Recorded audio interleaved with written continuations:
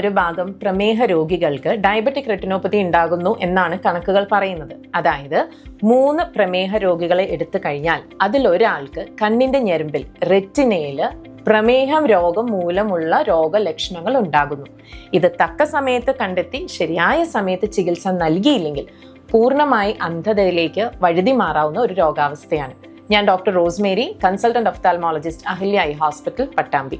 ലോകത്തിൽ തന്നെ ഏറ്റവും അതിവേഗം പ്രമേഹ രോഗികൾ കൂടി വരുന്ന രാജ്യമാണ് ഇന്ത്യ.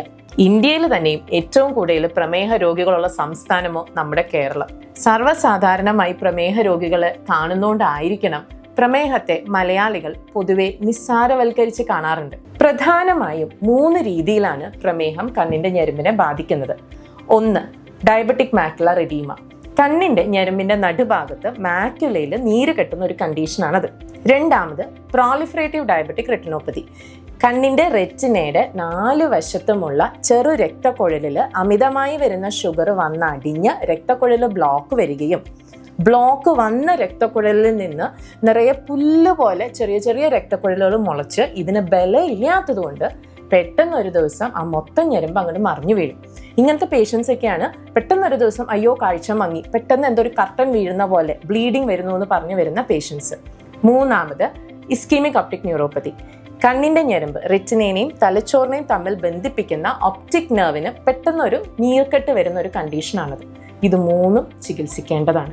ഡോക്ടറെ വന്ന് കാണുന്നു, ചെറിയൊരു കാഴ്ചക്കുറവുണ്ട്, ഡോക്ടർ പറയുന്നു ഞരമ്പിൽ നീരുണ്ട്, ഇഞ്ചക്ഷൻ ചെയ്യണം, ലേസർ ചെയ്യണം. ഇതൊക്കെ കേട്ട് കഴിഞ്ഞ രോഗി വിചാരിക്കണു വലിയ കുഴപ്പമൊന്നുമില്ല, ചെറിയ മങ്ങലേ ഉള്ളൂ, പിന്നെ കാണാം. മോന്റെ കല്യാണം കഴിഞ്ഞ് വീട്ടിലെ പശുവിന്റെ പ്രസവം കഴിഞ്ഞ് 2-3 വർഷമൊക്കെ കഴിഞ്ഞ് കാഴ്ച നല്ലോണം മങ്ങുമ്പോഴാണ് പിന്നീട് ഞങ്ങളുടെ അടുത്ത് പലപ്പോഴും വരുന്നത്. അന്ന് ശരിയാണ്, ഞരമ്പിന്റെ നീരിന് ഞങ്ങൾ വീണ്ടും ഇഞ്ചക്ഷൻ ചെയ്ത് ലേസർ ചെയ്താലും ഈ 2-3 വർഷം നീര് കണ്ണിന്റെ ഞരമ്പിൽ വീണ് കഴിയുമ്പോൾ ആ ഞരമ്പിന്റെ അടിത്തട്ടിലെ കോശങ്ങളൊക്കെ പാടുകൾ വീണ് ആദ്യം ചെയ്തിരുന്നെങ്കിൽ, ചികിത്സ എടുത്തിരുന്നെങ്കിൽ കിട്ടാവുന്ന മെച്ചം ഇപ്പോൾ കിട്ടിക്കൊള്ളണം എന്നില്ല. അതുകൊണ്ടാണ് ഡയബറ്റിക് റെറ്റിനോപ്പതി നേരത്തെ സ്ക്രീൻ ചെയ്ത് കണ്ടെത്തി കറക്റ്റ് സമയത്ത് ചികിത്സ തേടണം എന്ന് പറയുന്നത്. ഡയബറ്റിക് റെറ്റിനോപ്പതി വന്നു കഴിയുമ്പോഴാണ് അതിന്റെ ട്രീറ്റ്മെന്റ് നമ്മൾ ഇഞ്ചക്ഷൻസും ലേസേഴ്സും ചെയ്യാൻ പറയുന്നത്. വരാണ്ടിരിക്കാൻ ശ്രദ്ധിക്കുക എന്നുള്ളതാണ് ഏറ്റവും പ്രധാനപ്പെട്ടത്. 2 കൂട്ടർ പേഷ്യൻസിനെ ഞങ്ങൾ കാണാറുണ്ട്. പ്രമേഹം തുടങ്ങി 30 കൊല്ലമായി എന്ന് പറഞ്ഞു വരുന്ന പേഷ്യൻസ് ഉണ്ട്. ഞരമ്പിൽ ഒരു പൊട്ടുപോലും ബ്ലീഡിങ് ഇല്ലാണ്ട് വരുന്നവരുമുണ്ട്. ഷുഗർ തുടങ്ങി 5 കൊല്ലമാകുമ്പോഴത്തേക്കും പ്രോളിഫറേഷനും നീരും ആയിട്ട് വരുന്ന പേഷ്യൻസും ഉണ്ട്.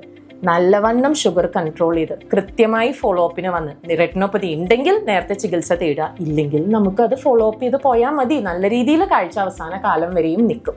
പ്രമേഹമുള്ളവർ, ടൈപ്പ് 2 മുതിർന്നവർക്ക് വരുന്ന പ്രമേഹ രോഗികൾ വർഷത്തിലൊരിക്കൽ ഡയബറ്റിക് റെറ്റിനോപ്പതിക്ക് സ്ക്രീൻ ചെയ്യണം. നിർബന്ധമായും മരുന്ന് ഒഴിച്ച് കൂടെ ഒരാളെയും കൊണ്ടുവരണം, ഫുൾ ചെക്കപ്പ് ചെയ്യണം. ഡയബറ്റിക് റെറ്റിനോപ്പതി ഉണ്ടെന്ന് കണ്ടു കഴിഞ്ഞാൽ ചിലപ്പോൾ 3 മാസം 4 മാസം ഒന്നുകൂടി ഫ്രീക്വന്റ് ആയിട്ട് നമ്മൾ വിളിപ്പിക്കും. കുട്ടികൾക്ക് വരുന്ന പ്രമേഹമാണെങ്കിൽ ടൈപ്പ് 1 ഡയബറ്റിസ് കണ്ടെത്തി 5 കൊല്ലത്തിനകം ഡയബറ്റിക് റെറ്റിനോപ്പതി സ്ക്രീനിങ് ചെയ്യേണ്ടതാണ്. ഫൈനൽ മെസ്സേജ് ഇത്രയേ ഉള്ളൂ.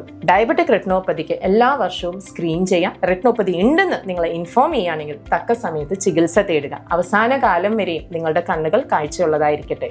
Thank you.